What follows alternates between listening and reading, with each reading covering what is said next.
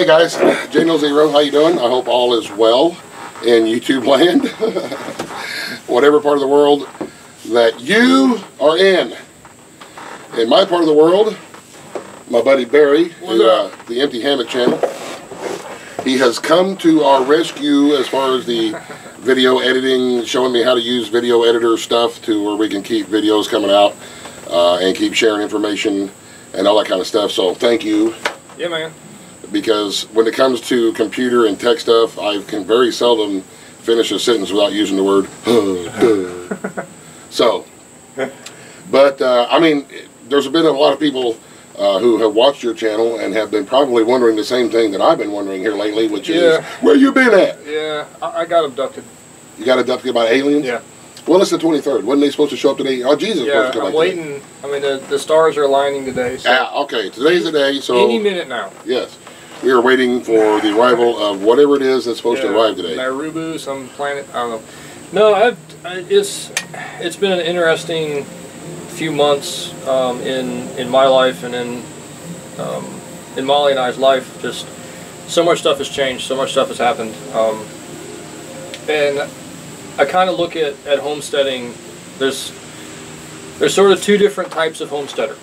Okay, the type of people that have to homestead to survive, that are in a position where if they don't make the food, they don't eat, or it's a lot more easier to eat if you're able to make it yourself. And we were in that position for a while. When I got the property that we're at right now, we didn't have a whole lot of income coming in. This is where you're waiting on your, you bought your property, you're waiting on your businesses to kick in and pick up, and so you were homesteading with chickens and rabbits and garden and stuff so that you could have your food come into your pantry and stuff? Correct. And it's changed? It has. The Lord has actually been pretty awesome. He is awesome, by the way. The Lord is awesome. Yes. Just saying. So the second type of person homesteads because they want to, because it's a hobby, because it's fun, because it's something that they really, really enjoy. And I really, really enjoy it. But what's happened over just the past couple of months is the Lord has sort of redirected our vision for the next few months, for the next year, for I don't know, however long He wants. The foreseeable future. Right. To where I'm making decent money and we don't have to homestead. Not to say that I don't enjoy it, but right now we don't have time to homestead. We don't have time to do the rabbits and chickens and ducks and garden and everything. You know, I'm working 10 or 12 hours a day, making decent money, and Molly is also working full time.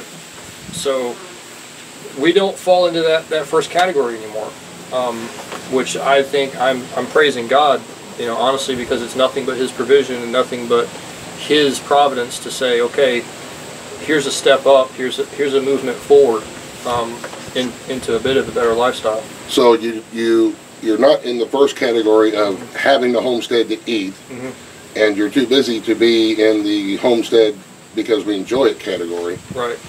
And I think that's important. I think there's a lot of folks that sometimes fall into that same category, and it's okay. It's okay if you say somebody in your family lost a job, somebody was sick, and you were homesteading to provide for that period of time, and you have these critters and you have this big giant garden, and then things start picking up. You start having other doors open up for you to where you're not needing to depend on that homestead as much. It's okay to let things go to where you know, I can buy meat. I don't have to raise the rabbits. I don't have time to mess with them because I'm busy doing something else. And it's okay to make those decisions to start downsizing your homestead to give you more time to be out in the world earning money if that's what you're choosing to do. So I think some folks sometimes, when their situation starts picking up, they try to keep up with everything. And it just drags you down and drains you. Yeah. I don't know if you guys have seen a picture of him from about 3 or 4 months ago. Skinny as a rail, not healthy, stressed out, worn out, working himself to death, trying to keep up with all of his homestead duties and all of his 2 or 3 full-time job duties that he's got going on. He just had too much going on. And there comes a time, and there comes a point when you'll have to decide, what is it that I need to be doing? Because I got to rest. I got to have time to recuperate. And if I'm working, it's okay to downsize my garden, to downsize my rabbits or my chicken flock, or something that's easily managed in just a few minutes when I get home from work. And it's okay to do that. And the reason that we're talking about this is to share with you guys that it happens. Sometimes people find themselves in a really bad financial position, something tragic happens, and they depending on their piece of property in their homestead to eat. And then eventually things start getting better. And that also is another part of homesteading. Sometimes things get better and you can start downsizing what it is that you're doing, whether you grow a giant garden, you can downsize it and only do half of the garden. Those kinds of things are important to talk about as well, because good things do happen. Yeah. Things do get better. And when they start getting better, you can start deciding, well, maybe instead of running 30 chickens, because I'm not only selling eggs and eating eggs, maybe I only need to run 6 chickens just to get eggs for myself. That's that much less time that I'm trying to deal with chickens and rabbits and so on and so forth. So it's okay to do that when things start improving. And on a bit, of a more of a personal note, I think that the biggest cause of us my wife and I doing better financially and being able to sort of pick up out of the slump that we were in is because, straight up, I was finally obedient to God. I finally did what He told me to do. And I finally just said, okay, I'm done trying to do this completely on my own. I'm going to let God show me what I need to do. And you know what? That path is a better path. That road that I took not 2 or 3 months ago to finally say, okay, I'm done. I can't keep fighting this. I was able to pick myself up out of the... Well, I didn't pick myself up. God picked me up out of the pit that I was in, that I had dug myself into. And He said, okay, this is what I want you to do. And raising chickens and rabbits and ducks and everything else, I enjoy it because I love animals. But that wasn't the plan that God has right now for us. He gave me 2 very specific things to do. And I'm doing those 2 very specific things. And He has said, okay, here's your blessing. Yeah. So. And you look healthier. I feel You're not better. so stressed out and crabby all the time. I'm a lot happier. I'm a lot better. But it wasn't an easy thing. Like I said, I love animals. I do. I've had various critters all of my life. I love homesteading. It's a lifestyle that, I think that I could go full bore into way out in the middle of nowhere and not have any income and just love it. But that's not what God told me to do. Not yet. Right. So making that decision to finally say, okay, we're done. Okay, fine. God, I'm going to be obedient, and I'm going to say, okay, God kind of forced my hand a little bit. I had a fox get into my my chickens. Yeah. Annihilated all but one. I have one left. But isn't it just amazing how better things are when you let Him take over? It is. When you let the Lord really guide you, it's something amazing to experience. How things just that's the hardest thing for us. It was the hardest thing for me to do, to give up my free will and to say, okay, I get it. You want to be in control. What do I need to do? Point me in the right direction, and I'll go. And He always does. And then when you do it, how things just fall into place, and you feel better. It's just. I mean, this is not intended to be a religious video. These are just our experiences. Mm-hmm. But it's like, do I really think that I'm smarter than God? Do I really think that I have it better off in knowledge, and do I think that I have my life together better than the one who created the entire universe? No. Really? Yeah. If you're a Christian or somebody who just believes in God at all, and you have faith and you want to seek after Him, do what He tells you to do. It works out. It really does. It does. So. He's never let me down. That's why I got a T-shirt available on my website that says, God, He makes stuff happen. That's right. Because He does. Make stuff happen. If you let Him, He'll do it. I have had some really, really cool doors open up.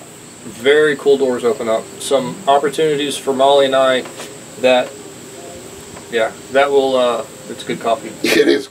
It's really good coffee. You gave me water. How about that? Oh, this is my last cup. I wasn't going to share it. I mean, I like you, but damn it, I'm not giving you my last coffee.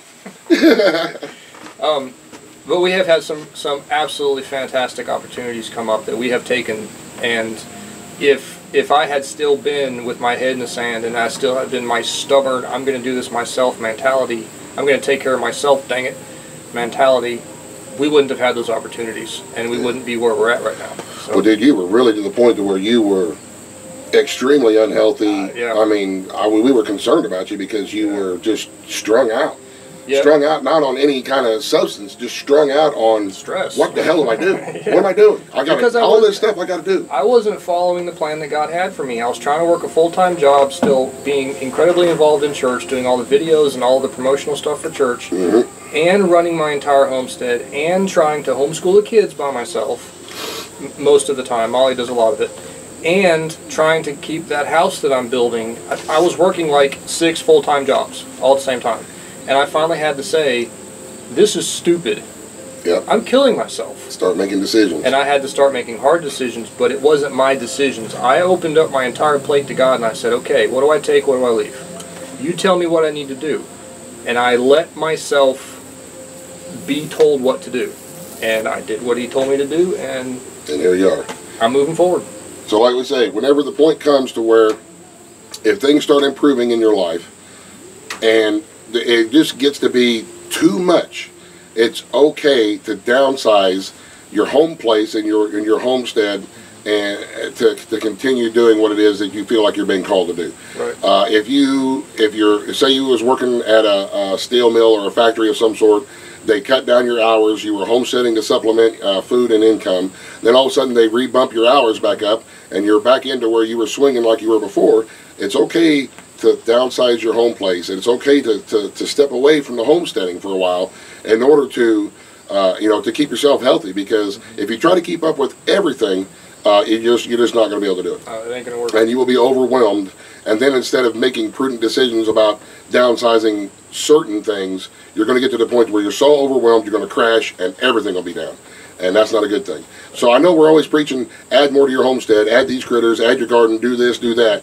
But it's also okay to downsize those things as needed to keep yourself to where you can be healthy and rested and you're not stressed out and wondering how am I going to keep all these critters took care of and the garden weeded while I'm trying to work a full-time job plus extra stuff going on. So right.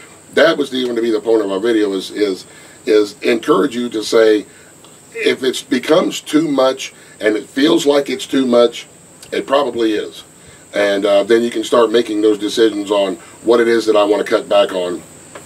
I'm not saying you got to clear out your homestead and get rid of everything. Yeah. You can clean out and just keep a couple of rabbits. That way, if you want to breed them, you can when the time comes.